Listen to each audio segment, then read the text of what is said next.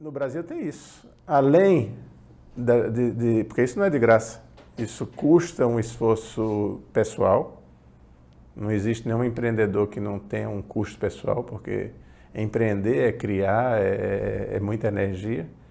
E aí, nós ainda temos, muitas vezes, que ter na comunidade uma visão de que somos... Ah, não, se ele conseguiu algum dinheiro, conseguiu porque Roubou de alguém. roubou de alguém. Pô, peraí. Você pegar a história de famílias, de empresas, Gerações, né? gerações Meu que estão... grupo Teles, O Grupo Teles, a própria Itaueira, Taueira. que vamos dizer, já são gerações trabalhando, empreendendo, criando valor, Outro que teve aqui também criando que eu esqueci de referência. falar foi o Luiz Roberto. Sim, grande amigo também.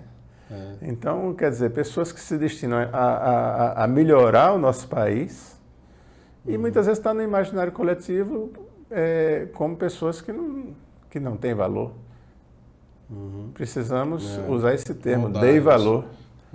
Aí o Dei Valor surgiu para isso. Surgiu para isso. Para dar valor a quem realmente produz.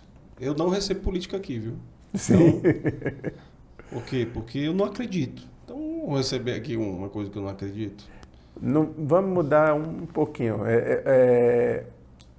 A gente tem que acreditar que existem alguns políticos, a gente tem que acreditar e se esforçar e apoiar aqueles que têm boas iniciativas, né? Vou falar aqui não de política partidária, mas política empresarial. Não, aí eu acredito. Porque aí tem a ver Que, com as entidades de classe. isso, que a Que Milka, por exemplo, está fazendo exato, revolução no nosso estado. Exato. Aí eu total. Aí eu a política partidária que eu não acredito, que eu não Mas recebo. elas terminam ficando um pouco juntas. Eu acho que... É porque tem que ter diálogo, né? Tem que ter diálogo. Eu Tem acho que ter que, diálogo. graças a nós termos hoje um representante no nosso estado É. forte, que a política partidária está fazendo menos bobagem. Se nós não tivéssemos um representante forte, eu acho que a sanha Deles para cima para do fazer agro, bobagem né? provavelmente seria maior. Então, não tem jeito. Acho que as coisas elas se tocam, né? E se influenciam. E a gente tem que realmente ter uma política empresarial mais estruturada. Temos que valorizar as entidades de classe, FAEC, FIEC, FEComércio, CREA, OAB, todas as entidades, CDL, porque a gente não pode imaginar que lá na frente vai ter uma eleição completamente limpa, com todas as instituições fracas. Se todas essas instituições hoje estivessem muito fortes, não caberia também uma política partidária muito bagunçada. Então, eu acho que a sociedade ela tem várias instituições, ela tem associações de classe, ela tem famílias, ela tem igrejas. Todas essas instituições são importantes. Tem seu papel. Esse é o papel. Então, hoje a gente tem famílias fragilizadas, igrejas muitas vezes fragilizadas, a parte religiosa, e entidades de classe muitas vezes muito fracas. Então, por isso que eu valorizo muito o papel daquele que nos representa, que é a Milka, porque isso é realmente tornar a sociedade mais forte. Eu não posso, como cidadão, esperar uma eleição muito boa, muito bem feita, sem nenhum problema, numa sociedade tão bagunçada, tão frágil como a nossa, Total. em todas as instituições, inclusive nas famílias.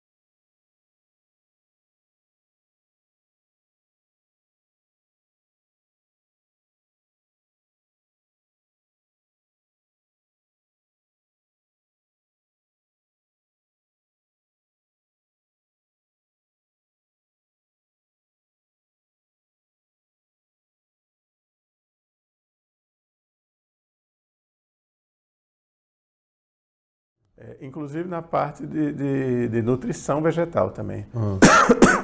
Por exemplo, na banana já tem mais de 1 ano que nós não usamos nada de adubo nitrogenado. Por exemplo, a ureia, que é um adubo muito conhecido, né?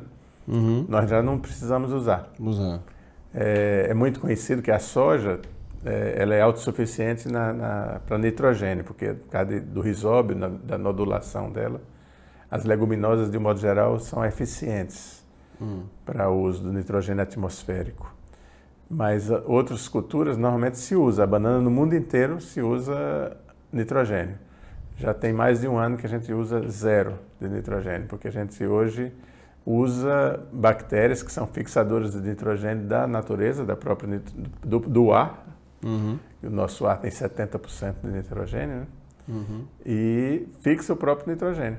Então isso é muito ecológico. Isso aí tem vários impactos. Tem um impacto econômico, tem um impacto de você não... todo adubo traz um pouquinho de salinidade, traz algum impacto no solo. Então quando fixado por micro-organismos, não traz esses impactos químicos, né? Então, para controle de cigatoca também, a gente faz aplicação foliar para auxiliar outras nutrições, nutrição de fósforo, de potássio. A gente também usa bastante bactérias, fungos, que a gente produz tudo lá. Isso torna uma agricultura bastante ecológica. Até o termo que se usa para esse tipo de agricultura hoje é agricultura regenerativa. Não sei se você já ouviu falar esse termo. Não. Isso no meio agrícola hoje se fala muito disso. Que existe os extremos, vamos dizer, a agricultura convencional, que não está tão não está tanto buscando essa parte mais biológica, mais orgânica, e tem a agricultura orgânica, que estaria nos dois extremos.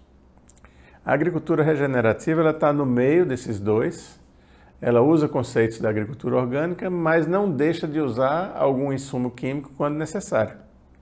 Usa menos insumos químicos, usa mais adubação orgânica e biológicos. Então você aproveita o melhor dos dois mundos. Você está no meio. Você está no meio. Eu acho muito adequado esse tipo de agricultura, que eu acredito que isso tem muita coerência com o que pensamos para a nossa saúde. Vamos dizer, eu não faria como a agricultura orgânica, que nega completamente o uso de químico. Para a minha saúde, eu não vou negar. Eu vou tentar, o máximo possível, evitar o uso de um antibiótico. Sim. Eu vou ter uma boa alimentação, dormir bem, fazer esporte, me cuidar o máximo possível para que não haja necessidade de usar antibiótico. Mas em uma ocasião que haja necessidade, vou usar.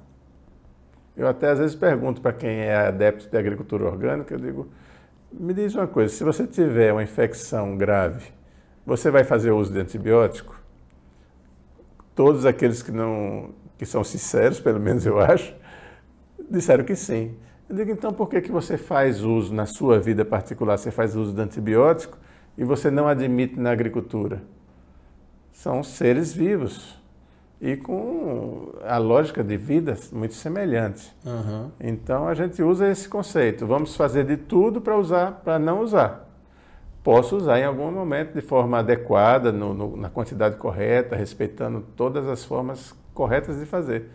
A quantidade, o tipo adequado, forma adequada de uso. E que vai ser muito bom, porque não vai deixar a lavoura morrer.